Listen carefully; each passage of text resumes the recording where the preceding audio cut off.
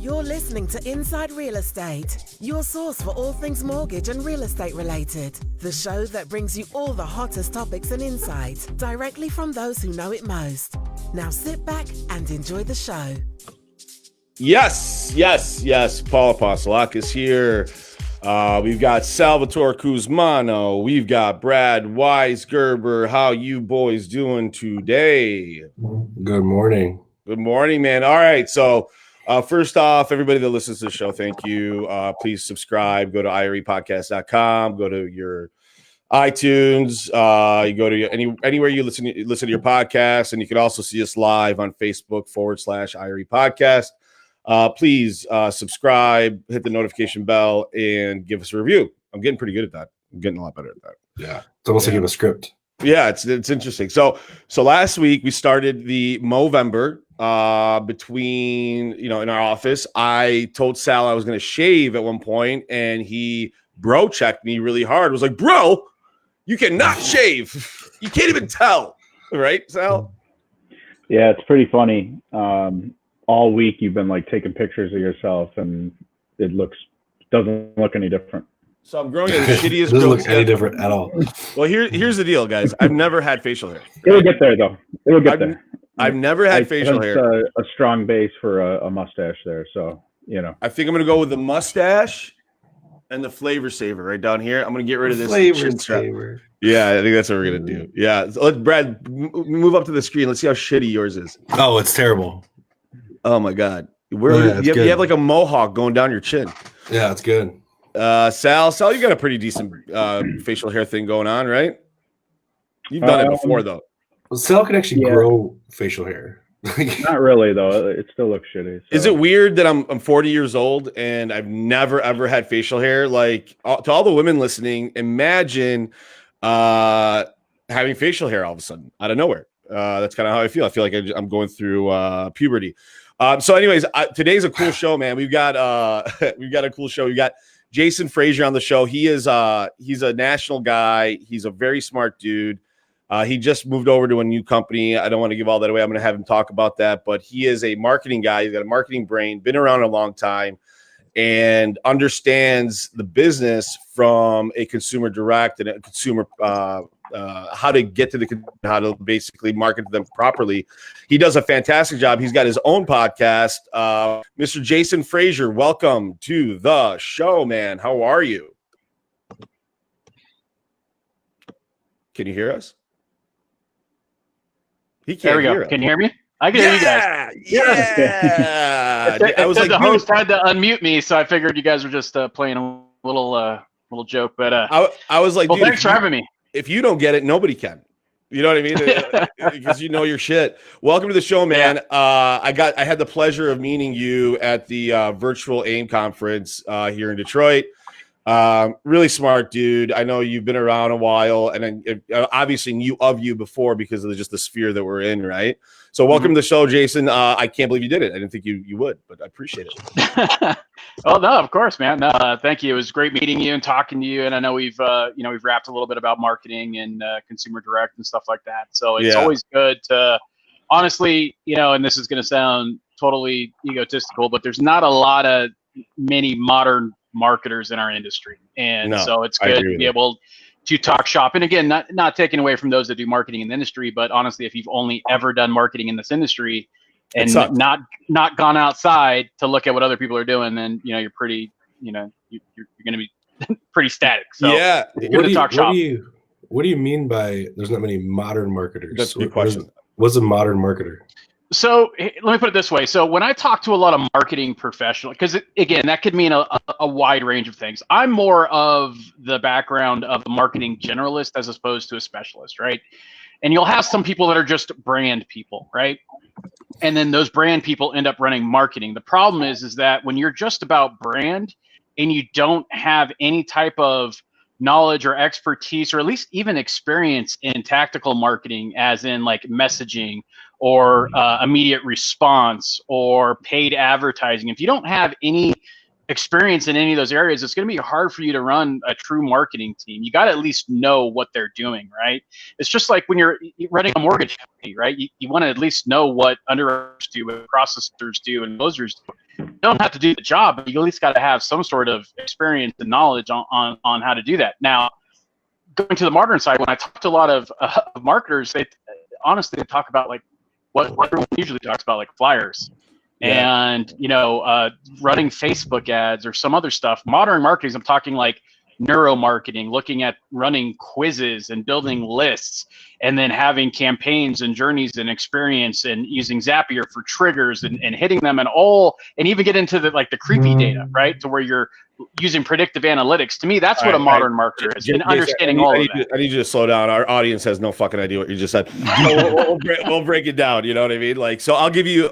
So I'll just give you my background in marketing, just so people understand. Like, I'm not a marketer by trade. I don't know. I didn't know fuck all about marketing. I don't even really know much now. But I did educate myself, Jason. To be fair, and when I decided to hire a marketer, I had a really good idea of what was good and what was bad, or like what the terms meant. I knew how things worked. Now, I couldn't pull off some of the things he did, but dude, how many people in our business get sucked into shitty marketing because the marketing acumen in our business is so low that I could walk into your business and say, listen, dude, I'm going to handle your social media for $2,000 a month, and you're going to get a lot of clicks and likes, right? Yeah. And a lot of mortgage companies are like, oh my gosh, I got like 100 likes on this post, right? And that is awesome. And I'll talk to you about my theory on that in a minute. But people aren't getting, in our business, especially all businesses really, but our business especially, really good marketing tactics other than like, I'll do a few posts for you and blah, blah, blah, blah, blah. Right. So what do you think in today's world should a business owner be looking for in a marketer? Because we don't know the terms as a business owner a lot of times, right? We don't know what is CTR. We don't know what AdWords, or we don't know what SEO, right? CTR. Yeah. Sal, sometimes when I tell Sal what I'm doing, his eyes go cross-eyed and he goes, I don't fucking care, dude. I got to write loans, right? So it's kind of the mentality. So tell me kind of what you think people should be looking for, dude. Yeah. So, to me, and I'm in the same boat. Like, I didn't really get into marketing full-fledged until 2016. My background is as a technology guy, an IT geek, right? So that's where I came from, and marketing just kind of was a natural progression for me. But as a business click-through rate, putting the definition in. Thanks, Natalie. Thank you. There you go. That's amazing. So if I'm a business owner and I'm looking for a marketer, right, I am looking for someone that is actually going to increase. Well, two things, right? Let me do it. One is going to increase awareness of my brand, right? One that is going to help me create content, but also that content also, and that awareness and that content, I call it ACT. Awareness, content, and then what's the most important part? Traffic, right? I need traffic to whatever my digital entities happen to be, whether that's my Facebook page, preferably my website and a blog and all these other things, but understanding how all of these work together, right? So if I'm a business owner, I'm asking about awareness of the brand, creating content that is actually going to elicit a response, and then creating ongoing traffic, because, I'm a big fan of Russell Brunson, and he says one thing that is, to me, it's absolute fact and truth, and that is, you don't own your business until you own your traffic, right? Right now, everybody is basically, you could control traffic by buying it from the two biggest referral networks, which is Facebook and Google. Together, collectively, I think it's around like 75%, 73%, somewhere around there, of referral traffic on the internet comes from those two entities, right? You don't own any of that. You just control it by paying them money. Right. So the best thing to do is to own it. And you do that by list building. You do that by working your database. It's the one thing that's the most important to any originator, yet it's the one thing that gets the most neglected by almost every originator. And understand that these are people right? And then you could build off of that stuff. So that's when I'm a business owner, I'm looking at those three things: awareness, content, and traffic, and having an understanding and a plan to not just say, oh, I could post stuff on social media and get you likes, which mean absolutely shit. None of that matters.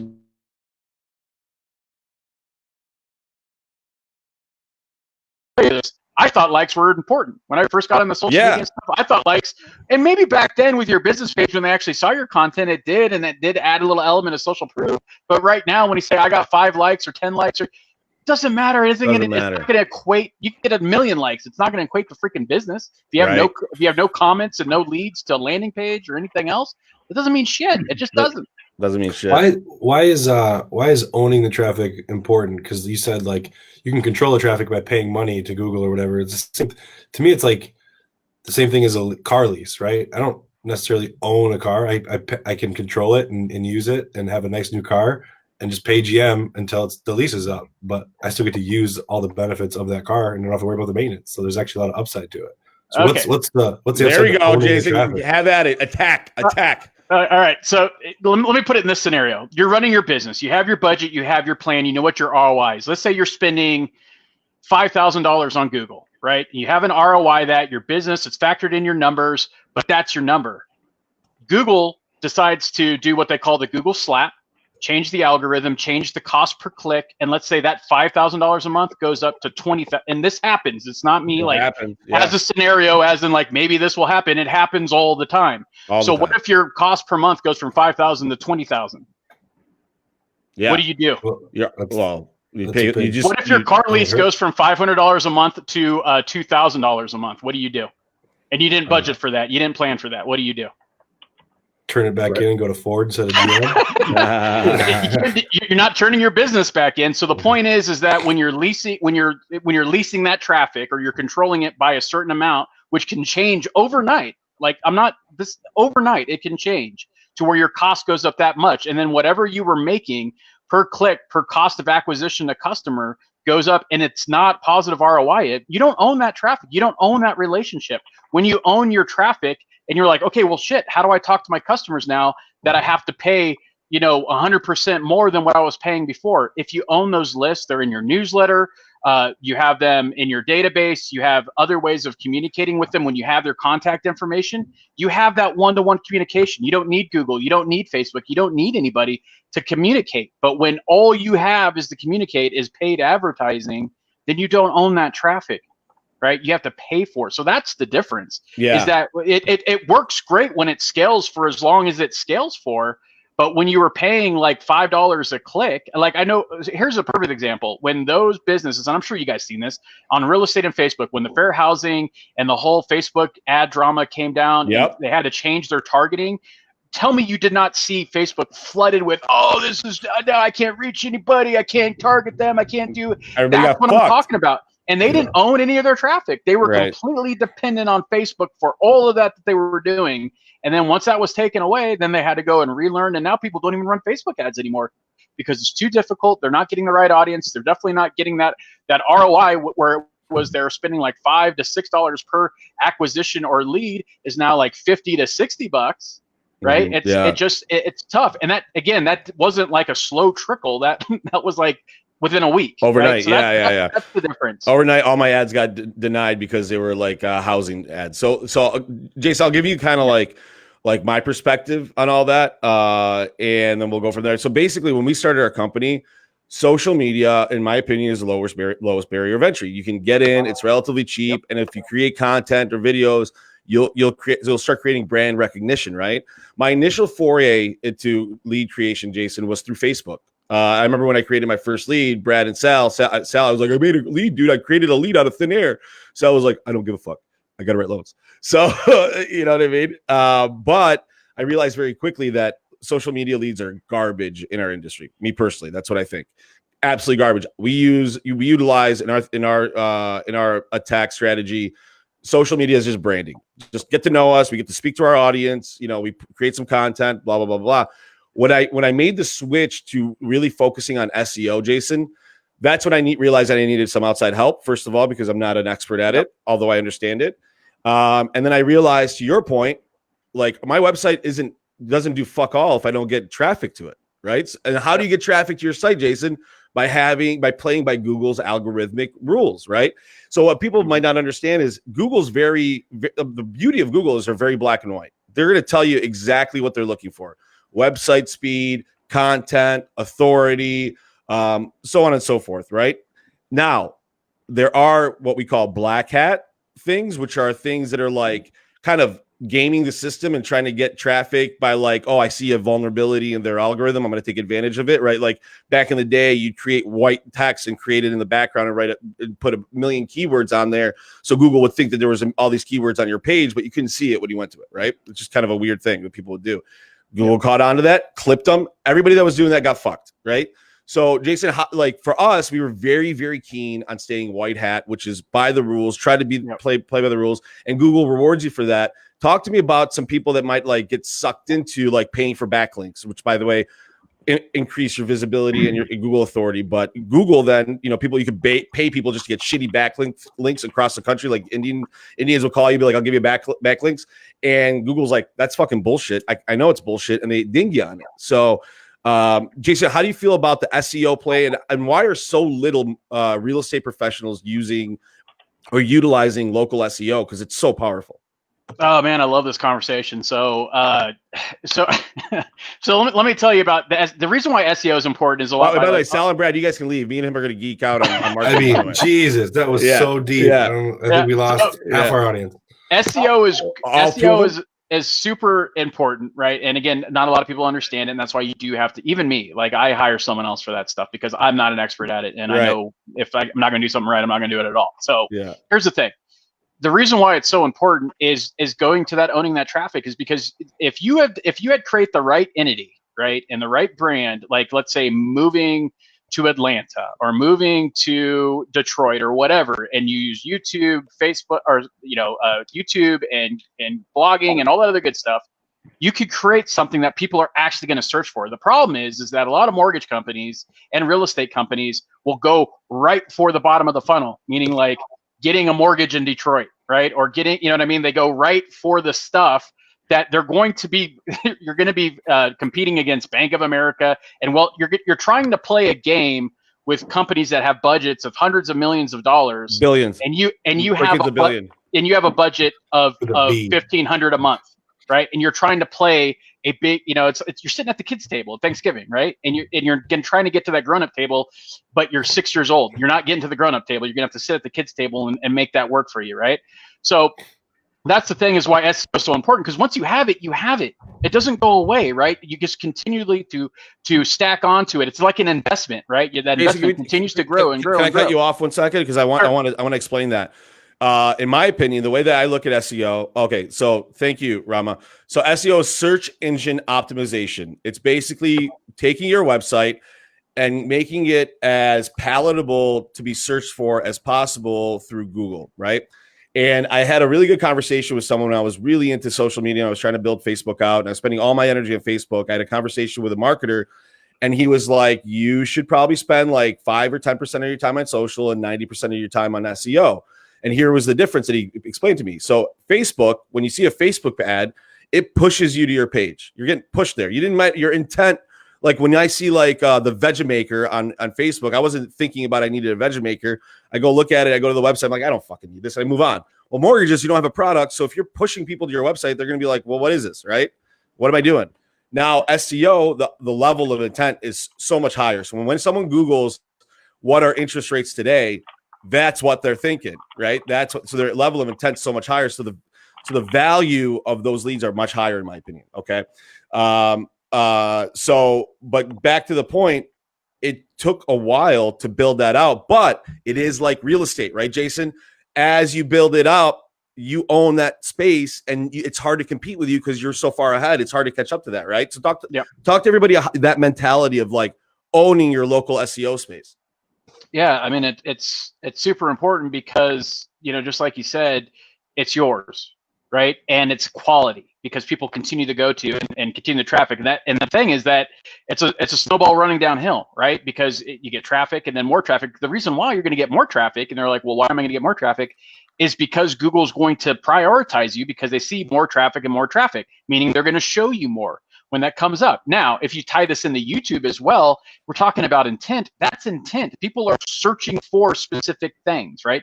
That's why there's great tools out there like Answer the Public and BuzzSumo and some other ones where you can actually get into what people are actually searching for. Because one thing that mortgage originators and real estate agents are horrible at is they use the internet based off of how they use it as a mortgage professional.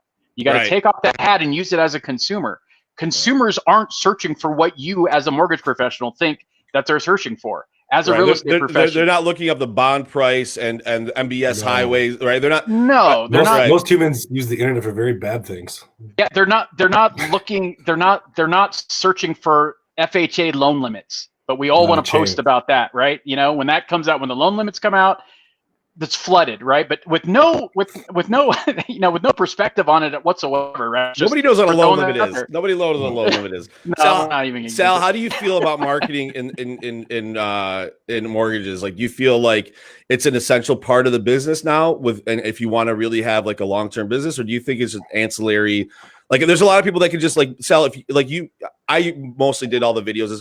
Sal Sal wrote a ton of business, and he got his reputation is based on his reputation and what he did, right? And Sal doesn't do a lot of like Facebook stuff about the business, and I handle all that. But it doesn't mean. But our company does it to give like air coverage. And do you think that's valuable, Sal, or no?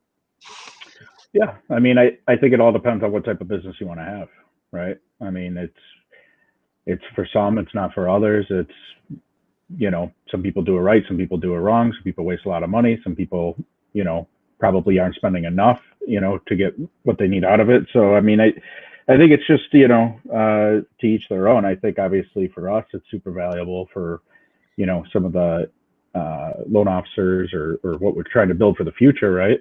Because it's incredibly hard to build a sphere of people that feed you, right?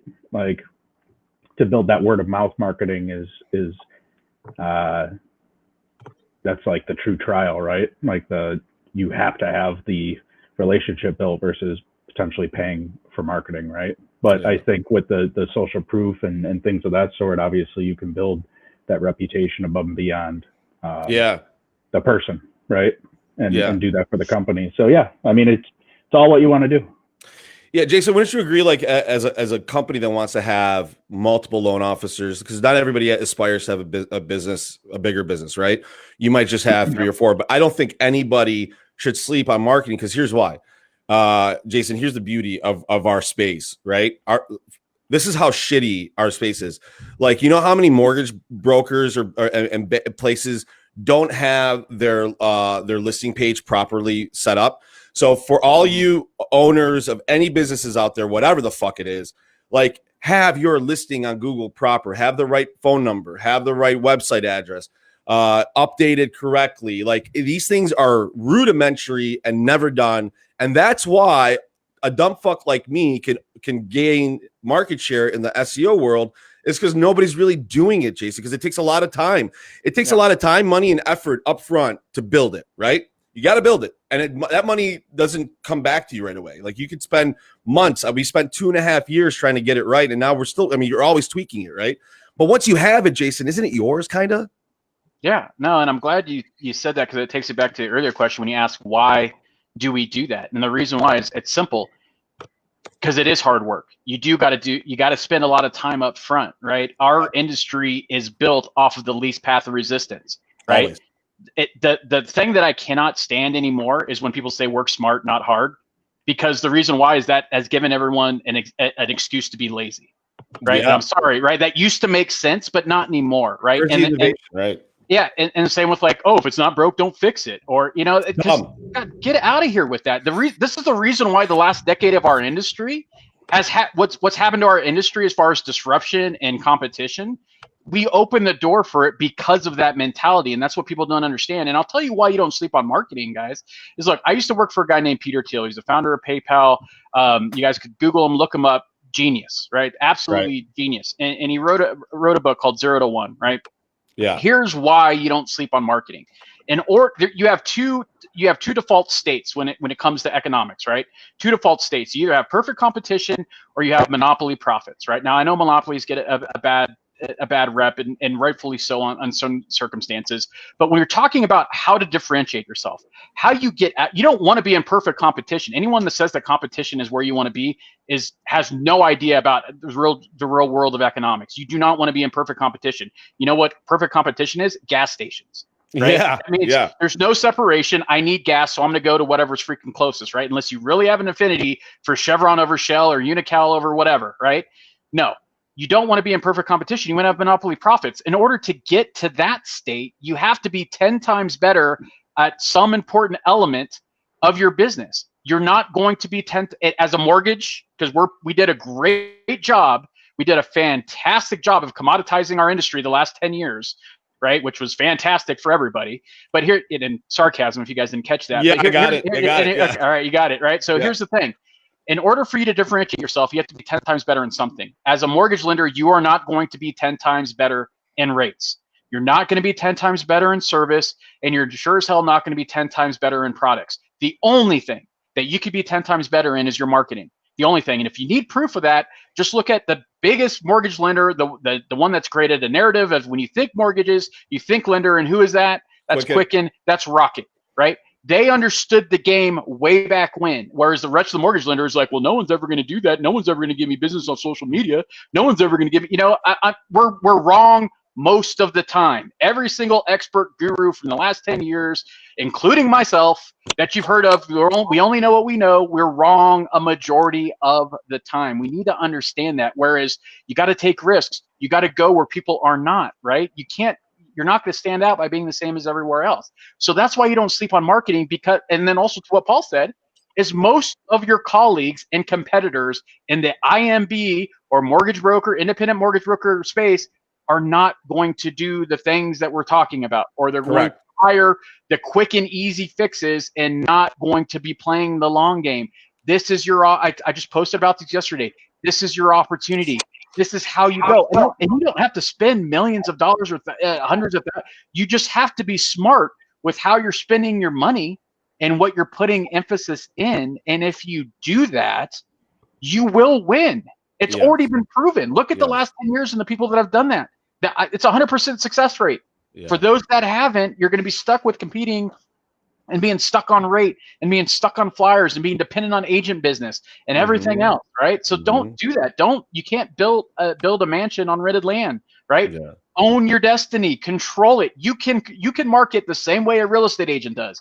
Exactly the same. They suck too, though, bro. Everybody sucks. Well, the good ones. You can market. Well, even if they suck, the narrative to the consumer is that they're going to go to Zillow. They're going to go to a real estate agent. When it comes to buying a home, even though that most of the transactions by a large amount require real estate financing, that which should be your first stop, a majority of the consumers go to the agent. And because we market to the need as opposed to the want. And anybody will tell you when it comes to human nature will always be stronger with want than it is absolute need. Man, you're like Confucius, bro. So let me unpackage a little bit of that. So the one thing you mentioned, which I think is important, is you mentioned Quicken Loans. Their marketing spend, I think, was $1 billion, right? Can I tell you something, Jason? They even suck. They do. Their SEO play isn't that great. I'll give you an example of how powerful SEO is. So we spent about $5,000 in AdWords, but we have a lot of organic, so we do a mix of everything, right? When we first started, it was like, how are we going to rank? First biggest step for us was being the 3-pack, right? What the 3-pack is, everybody, is when someone looks up mortgage company near me, you come up in the top 3 because you got great social proof and website, blah, blah, blah, blah, blah, blah, right? So on and so forth. The next step was, how do we compete in the Google ad space, right? And here's the crazy thing. Google prioritizes local above national, right? So you've got all these national brands spending oodles of money going over the top. When we as little local brokers, we can go from the inside out, right? So when you look at our statistics, we only have, like, for a $5,000 spend, we had about 13% of the impression share, right? So 13% of the people looking for our keywords, we got the impression share. But 85% we outrank Quicken on. 85% we outrank Quicken, right? 85% with 5Gs spent, right? Yep. They spend $1 billion. Why? Because we've optimized our website. We've got good content. We worked hard at it. We've got social proof. We've got our reviews on our website. So all these things that you need to do to play nice with Google, and they love us now. Now Google loves us, and we keep adding to it, right? Until tomorrow when they change everything. And well, that's the beauty of it, Brad. Like, I'm glad you brought that up, and I know, Jason, you brought that up before. As long as you play with the white hat stuff and you're always doing what's right, you're gonna be all right. Because Google is actually way, way better than Facebook in the regards that they want to serve up the searcher the best option. So what Google wants to do is they want to vet out your website to make sure that you've got an authority in that space, and they will give you that, right? But if they see that you're doing fucked up shit, they ding you on it. They don't mess around. They don't want you in front of their people, right? And Jason, would you agree? As long as you work within Facebook's algorithm and really try to do the right thing without cheating, you'll be fine, right? Yeah, and that's the one thing that everyone needs to understand is that the only reason that Google exists and Facebook exists at its current state is because of the consumer intention and trust. Once that goes away, there's options, right? Like we're already seeing that with Facebook for other reasons, but to me, Facebook really did themselves a disservice this entire year, especially with all the stupid election reminders and everything else. But here's the thing: is that consumers will change, right? If people think, oh, look, we have a history. If we look back 50 years, there's always been a company that was on top that everyone would have swore up and down and bet their life on would never lose market share. It would never lose what they were leading at, right? And the same goes for Google and Facebook. Facebook only succeeds if their ads are relevant and people are getting money. Because if I'm not getting money or if I'm not getting response from my Facebook ads, then I'm gonna stop paying the money. Same with Google, right? There's Bing and there, again, I'm not as a joke, right? Like I know it's usually a joke, but a lot of people use Bing. Right, like, and because I like using Bing because that means I don't get a million freaking ads every time I search. Bing, right? Bing. You know what's funny about that, Jason? When we first started, we started doing a little advertising on Bing, and it performed really well because that demographic is different, right? But again, don't take anything off the table. Try everything. How much trial and error is in marketing, Jason? How many different A/B tests and copies and because different things resonate. So talk to the audience about like how much effort, like for someone who has a business today, how much effort and how much time will it take for them to kind of put into this? Because here's what I'm seeing, Jason. Everybody's fat and happy. Nobody wants to do this shit, right? Yeah. Why would I spend money and time on advertising or marketing or creating my brand if I'm making oodles of money? I'll figure that out later, right? So why would someone that's making a ton of money right now take the time to invest in this? Yeah, and you just basically made my whole argument about the mentality of the industry right there. And the reason why you do it, because guess what? The time later is when you're going to be crapping your pants because of volume and production. And so you're not going to it's a long game, right? Yeah. It's a long game. Yeah. And so when our industry's peaks and valleys, right? And so when you're in a deep valley, and I want you to think and I just posted about this on LinkedIn the other day, every lender today should be playing as if it was Q3, Q4 of 2018 and Q1 of 2019. And if you don't remember what that was like for a majority of the companies, interesting. I knew lenders, and I knew loan officers that were struggling. I knew lenders that were 2 months away from insolvency.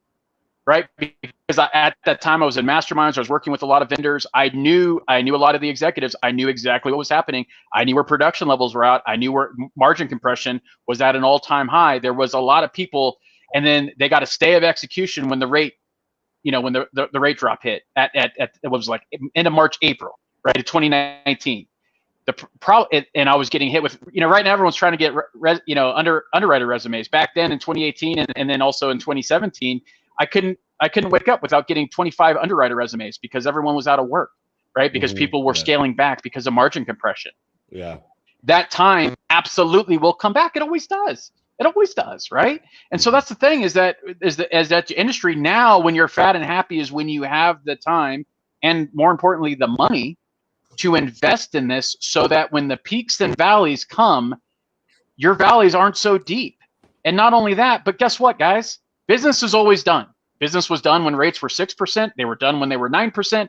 Business was done when it was 11%, 16%, 19%. Business will always be done. When there's a need, there will always be a market to serve that product to consumers, regardless of what the cost is. Okay? Yeah. So when you play this long game, when you invest now and when you're fat and happy and put in that money, because I'll tell you, here's the punchline. You won't figure it out later. You just won't. A majority will not. You will not take the time. Jason, you won't have the money to do it. A majority isn't doing this shit. This is the beauty of why I did it. When I looked at the landscape in our business, and by the way, it's not like Detroit isn't a competitive mortgage market. We probably are one of the more. Would you guys agree, Brad and Sal? We've got like probably more mortgages that go through the Metro Detroit area than anywhere else on the planet, right? Between Quicken, UWM, Flagstar. Yeah, we're the Silicon Valley of mortgages. Yeah, mortgages. Yeah. So as competitive as it is here, the SEO landscape was shit. I shouldn't be outperforming Quicken on some level, right?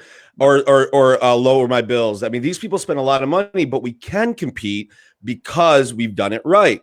right? So, but what happens, Jason, to your point, it's execution, bro, right?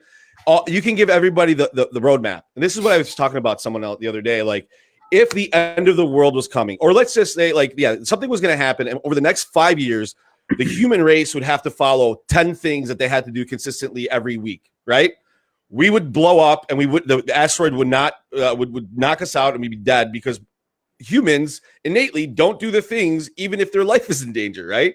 So imagine if, like, you tell someone, if you do this, you can own a piece of the digital marketing landscape, and it's yours, and it's gonna be hard to catch you. You just got to follow these things for the next 2 years. Well, how many people do that, Jason? 5%, 10%, maybe. Like, so for instance, you do a podcast, right, Jason? What's the name of the podcast? It's Mortgage X, right? I do too. Mortgage X and then the Mortgage Interrupt. Perfect. And how much fun is that? At some point, I love doing the show. We all love doing the show. We've done 115 episodes of this one or whatever it is. But at some point, Jason, it's work, right? You got to get up. You got to plug in. It doesn't matter how shitty your mustache is. You got to get on the show and talk about stuff. And that's the consistency we're talking about. People are like, oh, I'm going to do a podcast. Yeah, I'm going to do a podcast. They set it all up and they do 2 episodes and like, I won't do this week because I'm tired. You know what I mean? It doesn't work that way, right, Jason? No, in the beginning. I mean, we're kind of at that point now where we're before we're like, we've got to make sure every single week episode, right? Now we're kind of just like we're going to do it when we have something to talk about and whatever, because it just fits more of our schedules. And I'm not saying that's the best thing to do. I'm just saying that's what you're doing. It's action. But I'm doing it. Right? I'm doing it, and it's part of it. But I'll tell you right now is that everything is work, right? And for anyone that's about to get into marketing, you got to, or at least have it in their business, the 2 words that you need to know are test and learn. You mentioned it with A and B testing and what, like, everything in marketing is test and learn, and it's not set it and forget it. There's two terms that I need completely annihilated from this freaking industry, and that's top of mind and that's test and learn. Or sorry, top of mind and set it and forget it, bud. You forgot it already. Yeah, I'm all over the place. I got it, right? So set it and forget it and top of mind. And the reason why, and again, don't get me wrong, top of mind is important, but again, we've used the top of mind as synonymous with sending out the set it and forget it email drips about winterizing your pipes and the pumpkin pie recipes, and it's all wrong on a schedule, and there's no thought into it, no personalization, no customization, right? Mm-hmm. Get that out of your head. Yes, you want to be top of mind, but when you see top of mind marketed to originators now, it is what I call the McNuggets. It's the least path of resistance, the easiest thing to do. Yes, and people are like, well, I sent out a birthday message and I got a response back. Okay, great. Then what? Yeah, nothing. dude. Crickets. Then what? Nothing. Crickets. And none of that matters. And unless you're actually using it and putting some intelligence and some business IQ behind that to equate that to business or a referral. And that's when you get into customer lifetime value and all of this other stuff. But we don't do that. We just do the very surface level stuff and done. So again, and the set it and forget it. And something I talk about all the time, right? Set it and forget it is a great chance for the consumer to set and forget you, right? You're not going to stand out by doing the same thing as everybody else. You just aren't. And when you set it and forget it, there is no way for you to stand out. Let's say you have rates at 1.5% or 1% rates. Yeah. Guess what? You're not going to do any business if nobody knows about you. Exactly. If nobody knows about you, you don't have any attention. I agree with that so much. It doesn't matter what your rate. Your turn times could be 20 minutes. Who cares? If nobody knows about you, it doesn't matter. Does a tree in the woods, when it falls over and nobody's around, does it make a noise or not? So, Sal and Brad, you see this from a consumer standpoint. We get a lot of noise when it comes to emails. Even through the elections, we do a lot of text message campaigns. I took a pause on that because it's like, fuck, people are annoyed with all these like vote for blah blah blah text. So I'm like, so you got to understand the human mentality. And Sal and Brad, you probably see this. It's like how many emails do you get that you don't even look at anymore, right? Like it's got to speak to you on some 90% of them, right? Yeah. Right. So like traditional marketing has become like so saturated. What's funny is like I get a lot of people who call me because they got a mailer from someone else, right? Past clients or whatever, right? So they're doing the marketing for me. I got this in the mail. It said, I should refinance. Should I? Yeah. Think of the indirect action that some of these mailers create, for people who have built, or the good companies who built relationships with their clients. Exactly. Yeah. I mean, I'm going to ask you one more question on the marketing side, and then I want to talk about your new gigs, dude, because I know you made a move to Atlanta, I believe. So we'll talk about that. But before we get to that, what the fuck was I going to say? Shit. What did you say, Sal? We were talking set it, forget it. God damn it. The mailers. Oh yeah, that's what I was going to talk about. Yeah, Jason. Yep. So, dude, traditional real estate marketing in local markets has been, especially here in Detroit, billboards, radio, and TV, right? Yep. Tell me, please, I hope you think the same. Tell me how shitty those are and why. Well, one is it goes to the saturation, right? And I want to touch on something that Sal just said, right? They got a mailer from somebody else, but they called Sal, right? And a perfect example, and I'm still in Utah, moving to Atlanta, where you see all the boxes and stuff behind me and why everything's like tearing down off the wall. But here's the thing, is like in Utah is huge in Facebook groups. Yard sell, buy and sell, community groups, huge on Facebook groups. Utah, I've never seen anything like it. Huge. Someone asked, like, hey, I'm looking at refining my house. Who should I use? Right?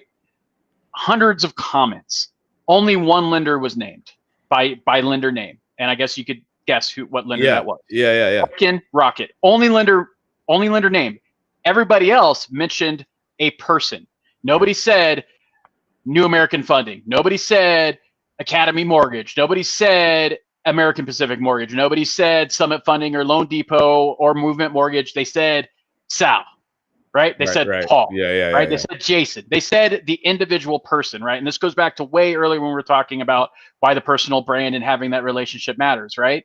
So that's to Sal's point, is I'm sure somebody saw that and said, oh, I got to call Sal, right? Because I should thinking about the refi, right? And that's why the individual loan officer going to your local argument, Paul, is important, right? Yep. Now, when it comes to mailers and stuff, the only things that it's just like with when I talk to loan officers about running Facebook ads, I say I have a thing called a $2 a day strategy. Use that, build awareness. That's your billboard. Yep. The reason why is because there's other things you're going to do from a marketing perspective that will get them middle to bottom of funnel, right? The billboards and all that other stuff, to me, it's overpriced. Yep. You're paying a lot just for that awareness, and I don't look at that stuff. And it's spray and praise in it, Jason. It's like sifting for gold in the Mississippi. You're not. I mean, you've got to have a big net to be able to catch a few fish. What are you laughing at, Brad? Spray and pray. That turns you on? That turns you on, bud? No, you got turned on. You want to get sprayed and prayed on. Yeah.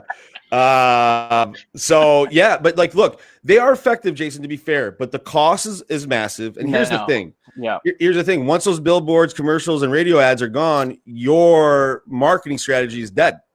Yeah. Right. And nobody knows who you are anymore. But with digital, like, it's much more cost effective, and it's so much more acute in the population of people that you can target and talk to, right? Now that you're like not redlining, but you can say, hey, I want to target this group of humans that just got married or whatever it may be, right? Retarget people that have been to my website. You can cookie. It's just so much more effective than spraying and praying, right? Yeah. Right? Well, it's and to your point, what a lot of people do is they'll do a billboard and they do that as their initial offering of marketing and branding. You know what I mean? Way at the end of the funnel. Way at the end, the last thing. When you have a budget and the billboards and the radio ads, those should be supplements to enhance what you've already built locally. From a digital standpoint, right? Exactly. That's when you do, because you can't track that. And I'll tell you, people are like, well, I got to. You don't know that because you don't ask. And good. I ran Consumer Direct for 2 years. I've been on calls, listening to loan officers, talk to consumers. 5-6% of the time they ask where you found me. It doesn't happen. They're like, hey, you want a mortgage? You're not tracking, so don't you lie. Want a mortgage? We'll talk about it. Let me pull your credit. Right? That's it. Yeah, exactly. And good. I'm not digging anybody on this. This is why I always get a lot of flack, because people think I'm like talking down to people or whatever. Here's everyone needs to understand. Talk down to people if they're not doing the right thing. Talk down to them. You're not doing everyone needs to understand it's because of my passion and drive to make our industry endure. Because we have two. Here's the branches from this one tree trunk, right, of mortgage. There's only two outcomes. Either we work within the confines of the industry that Quicken and the fintech lenders build, and we deal with what's left, and we have to work within that system that they built, or we disrupt from within and create the industry that we need to for the modern consumer, and then we call the shots. Yes. Those are the only two outcomes, right? It happens in every industry. Look at every major industry that's been disrupted and see who's calling the shots. It's the disruptors, not the disrupted. Yeah. And the thing is, we need to get off the mat and stop being the disrupted and actually start doing this thing. It's not rocket science, right? Yes, it's hard work. There's a little bit of business intelligence into it that you got to put in there, a little bit of elbow grease and money. It's effort, dude. It's effort and execution. But like a lot of people can be done. Can I ask you, like, I talk to people and I'm like, dude, you gotta do some more stuff. Get your face out. Well, I've been working on this video and I got the script and I'm like, dude, that's never going to work. You better be able to get on there. Like I do a lot of videos, Jason, let me do this, right? I just get out. I'll just say whatever I want. I'll cut a few of them and hopefully one of them sticks. But realistically, Jason, when people are flipping through Facebook, not one, like very few people are listening what the fuck I said, but what they did see is my face, right? Exactly. And they heard your voice. And heard my voice. That's it. Yep. We could talk about, dude, you and I could talk about marketing all day long. Maybe we'll do like a marketing podcast on a separate note because Brad and Sal are about to fall asleep. What I wanted to ask you about is I want you to talk to me about this move that you're making to what is it again? It's EPM. Sorry, I always mix up the last two, the acronym. So talk to me about how that came about, why you're doing it, and what that all entails for you, dude. Yeah, so I was at Cardinal for a while. I was running wholesale marketing for them, and an opportunity came up to work with Eddie Perez, who's the CEO of Great dude, EPM. by the way. Yeah, awesome guy, Equity Prime Mortgage, and I've known Eddie for a while. But here's the thing: is like every lender wants to say, we want to be different, we want to do all this stuff, but Eddie's absolutely made the play to be like, let's build a different lender. And knowing who I am, we had great conversations, and he knows how I approach things. He knows how I look at the industry. He knows what I want to do. And he's like, look, we're going to have the platform for that. We're not just going to say we're going to be different, but we're going to be different. And he's all, and you be different, not by fixing the broken promises, but by reimagining and building them from the ground up. And he's all, and I want you to come here, and I want you to help me do this, be part of the leadership team. And that's something that I've always wanted to do. I even through my, I've been in the industry since 2009. For those that know my story, the mortgage industry is a family business for me. I was literally born into it. One of the oldest mortgage companies still around, founded in 1897. It's a family mortgages at 1900. Hold on, how do you get a mortgage in 1900? Well, the company was founded in 1897. It was doing real estate and other things back. Here's back two then. gold bars. Go buy your house. Yeah, exactly. Right. So, but it's Mason McDuffie Mortgage out of the Bay Area, founded in Berkeley. Wow. And so that's a family company for me. So awesome. Doing that, I've always wanted to, because I knew where this industry was going. Right. I worked in the VC and in the technology startup in Silicon Valley with these pioneers that basically created the world that we live in today: YouTube, Facebook, LinkedIn, all these guys, Palantir. And look, this is where the world's going. And so EPM is providing me with the platform to be able to do what I know needs to be done at a mortgage lender to compete for the next decade.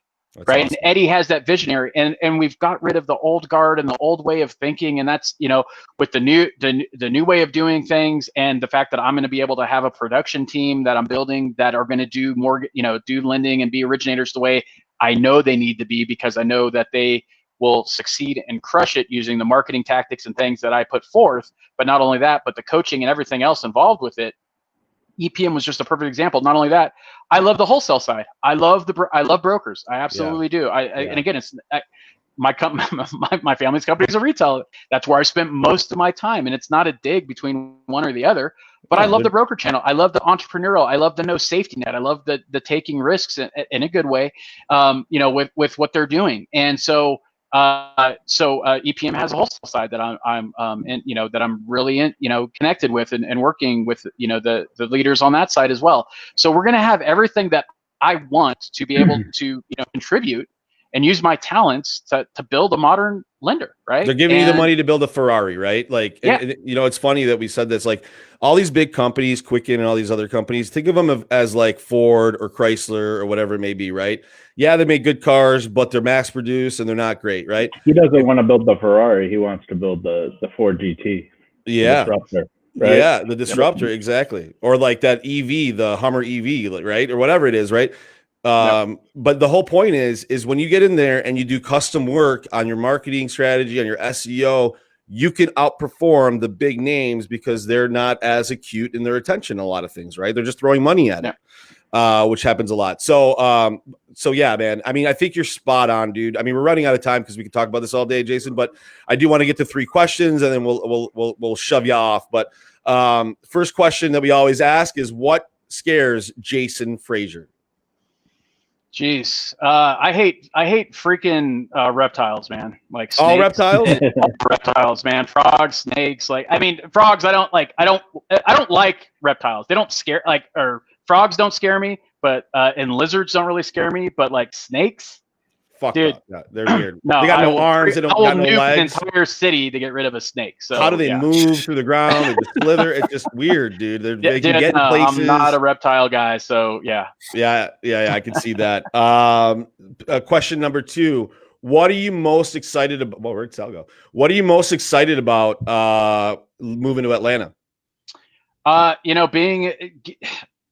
There's a lot of different things, but one is getting to greenery, right? I live in Utah right now. It's where I'm doing this from. I dig the snow. I'll be excited not to have the big winters in Utah anymore, but I'm excited just to be around green, trees, growth, hills, and being close to the ocean again. That's awesome. I've got 2 more questions, but one's kind of funny. The next question is, if you could spend a week in somebody else's body, who would it be and why? Damn, that's a great question. If I could spend a week in somebody else's body, man, I know where your head went, but go somewhere else. I would say Elon Musk.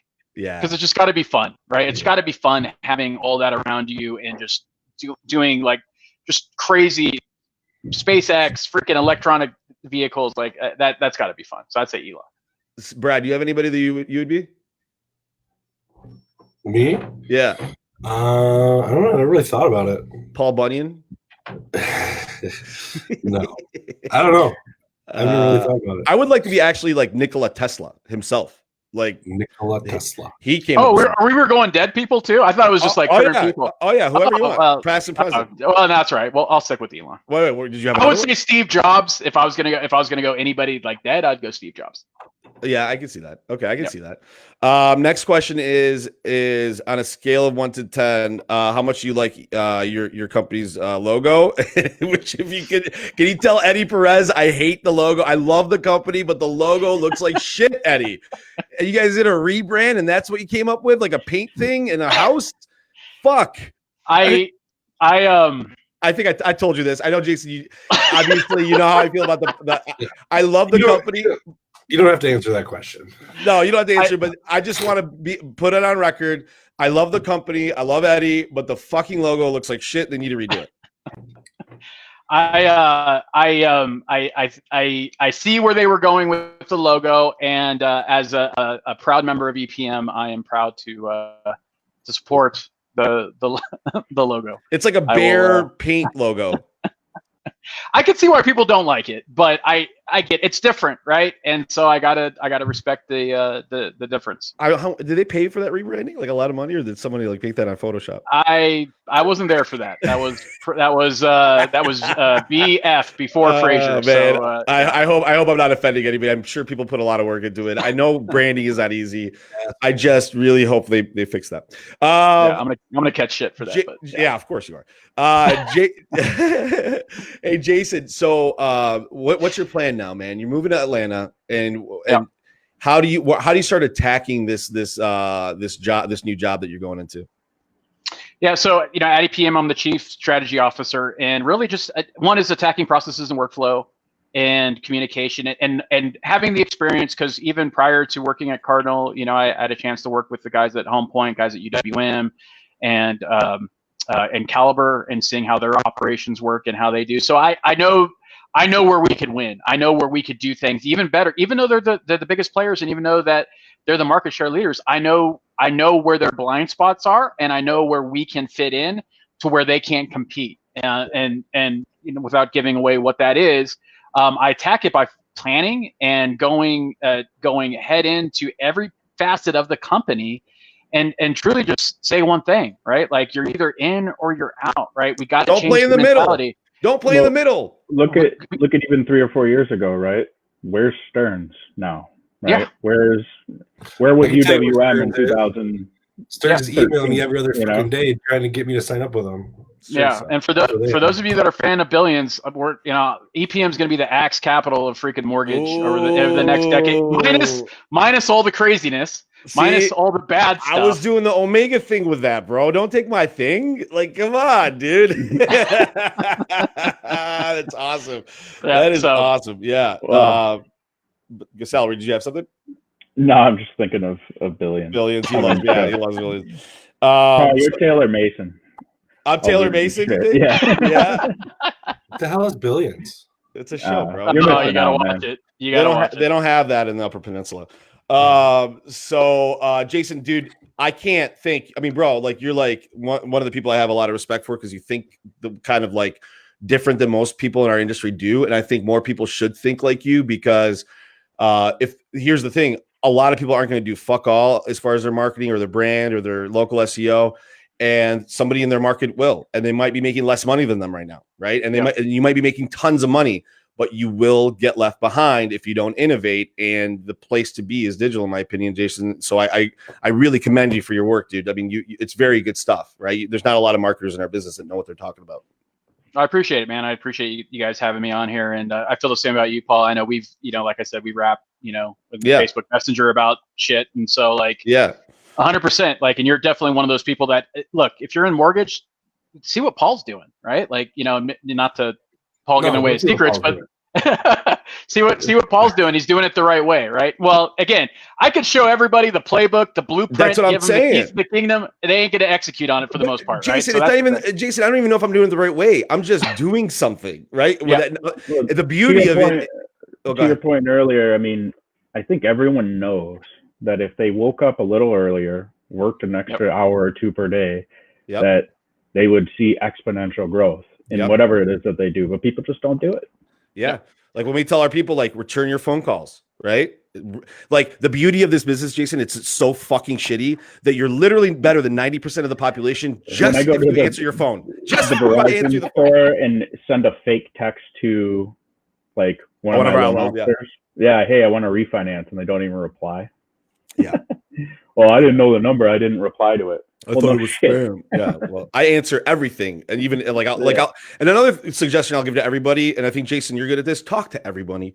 Don't ever not take a meeting. Don't ever not talk to someone. Don't ever not share ideas with them. Don't preconsider someone as being stupid. Like just because Jason and I have a weird mustache, and Jason is smarter than me doesn't mean that I don't have anything to offer. Right. So come talk to me. So, Jason, thank you so much. Anything you want to say before you go? Yeah, it's just, again, and I said this in the beginning, I have a passion and drive for this industry to endure. So every loan officer that thinks I'm, whatever, here's the thing is I'm an advocate for the independent mortgage professional, period. Right. And I want you guys to win. So even if you don't like me, even if you don't agree with me, I'm an advocate for you to win against the fintech lenders that I do not want to win. So I'm always going to be there. I have a mastermind group. I have the podcast. I'm always out on social media. I'm not hard to find. I will always be a resource and help you win. So just know that about me. I know that from Jason, just from the one time I met him. And then since then that we've talked, he has always returned my texts. He's always been open to talk to me about stuff. He's not too pompous or too big headed to say I'm not going to talk to that guy. Right. Like, no, you've been very, very, you're doing our show. Fuck. So I really appreciate you, Jason. Can you stick around for a minute? We're going to take you off the show, but stick around. I want to talk to you after the show is done. Sure. In a minute. Okay. Thank you, man. Yep. So there we go, guys. Proof to you that what I've been doing matters. Sometimes it doesn't feel like it matters, right? Right, Brad? Sometimes like the marketing side, you kind of just do it day in and day out, and you don't really see a lot of the benefit of it until it starts really working, right? Would you agree with that, Brad? Sure. Brad hates that I spend money on it. That's all. So guys, obviously, we don't have a president yet. So just FYI, if you're wondering that, we were having some issues with that. But I will tell you that I feel pretty good about the housing market in 2021. So we'll talk about that next week. Guys, anything you want to add before we go? Sal, Brad? Can't wait to see the mustache next week. Man, I don't know if it's gonna be even worse. Like right here, it's like thicker, but I don't know. We'll see what happens. Maybe I can thin it out. All right, guys. For those of you that listened this far, thank you so much. I mean, we can't thank you guys enough. Our fans have been really good. Go ahead, Sal. Yeah. Happy Veterans Day, right? To all the veterans out there. So We get Rama Ditakavi. I hope I didn't mess that up. Has been listening to the show, and he says, "Paul, well done, thank you." He said specifically Paul, by the way, just so you guys know, Paul.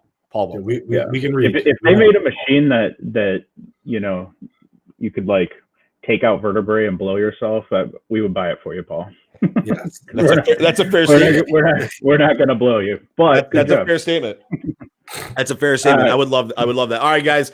Thank you so much for listening. Go to IREpodcast.com. Go to Facebook.com/IRE Podcast if you want to see our faces and our mustaches. Otherwise, be good. Stay safe. See you next week.